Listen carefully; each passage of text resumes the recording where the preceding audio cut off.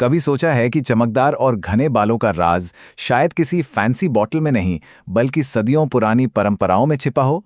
आज हम एक ऐसे ही प्राचीन और पूरी तरह से नेचुरल हेयर वॉश का राज खोलने जा रहे हैं, जो बालों की देखभाल के तरीके को हमेशा के लिए बदल सकता है। तो चलिए देखते हैं कि आज के इस सफर में हम क्या-क्या जानने वाले हैं। हम शुरुआत करेंगे शैम्पू की छिपी हुई कीमत से, फिर जानेंगे एक प्राचीन हर्बल उपाय के बारे में, इसकी पावरफुल जड़ी बूटियों को समझेंगे, इसे बनाने और इस्तेमाल करने का तरीका सीखेंगे और आखिर में बालों की पूरी सेहत के लिए कुछ और कमाल के टिप्स भी जानेंगे। तो सबसे पहले बात करते हैं उस चीज की जिसे हम में से ज्यादातर लोग रोज ही इस्तेमाल करते हैं, बाजार में मिलने वाला शैम्पू। जरा सोचिए, जब आप शैम्पू की बोतल उठाते हैं तो उसके अंदर असल में होता क्या है? वो जो इतना सारा झाग बनता है, वो मन को लुभाने वाली खुशबू आखिर आती कहाँ से है? देखिए, ज्यादातर शैम्पू में सोडियम लॉरेल सल्फेट यानी SLS जैसे हार्ड केमिकल्स होते हैं। ये झाग तो खूब बनाते हैं, पर साथ ही बालों का नेचुरल ऑयल भी छीन लेते हैं। नतीजा, बाल रूखे, बेजान और स्कैल्प में इरिटेशन। तो याद रखिए, झाग का मतलब हमेशा अच्छी सफाई नहीं होता। तो फिर इन केमिकल्स का कोई विकल्प है? इसका जवाब हमारी हजारों साल पुरानी आयुर्वेदिक बुद्धि में छिपा है। जरा कल्पना कीजिए एक ऐसे हर्बल पाउडर की जिसका कोई साइड इफेक्ट न हो, जो न सिर्फ बालों का झड़ना रोके बल्कि नए बालों को उगने में भी मदद करे।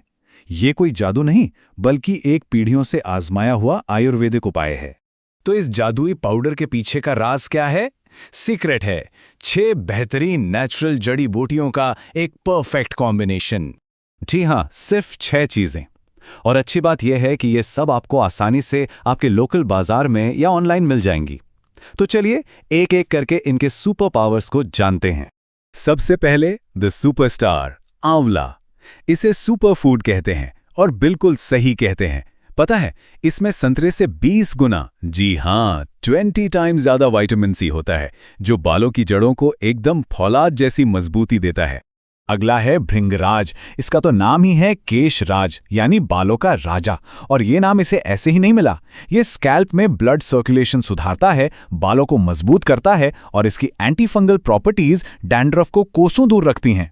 फिर है रीठा, जिसे सोपनट के नाम से भी जाना जाता है। ये तो समझ लीजिए कि नेचर का अपना शैम्पू है, बिना किसी हार्श केमिकल के। बड़े आराम से सारी धूल, मिट्टी और एक्स्ट्रा ऑयल निकाल देता है। उसके बाद है शिकाकाई। इसके नाम का मतलब ही है बालों के लिए फल, और ये बिल्कुल वही काम करता है।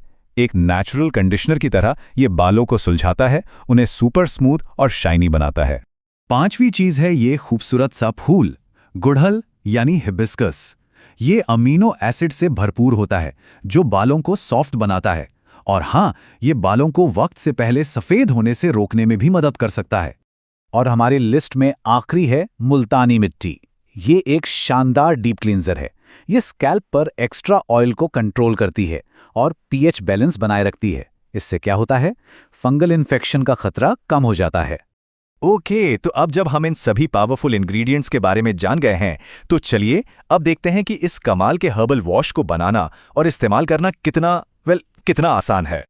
अब ये हिस्सा बहुत जरूरी है, तो थोड़ा ध्यान से सुनिए। सही अनुपात, एक परफेक्ट बैलेंस, यही सबसे जरूरी है।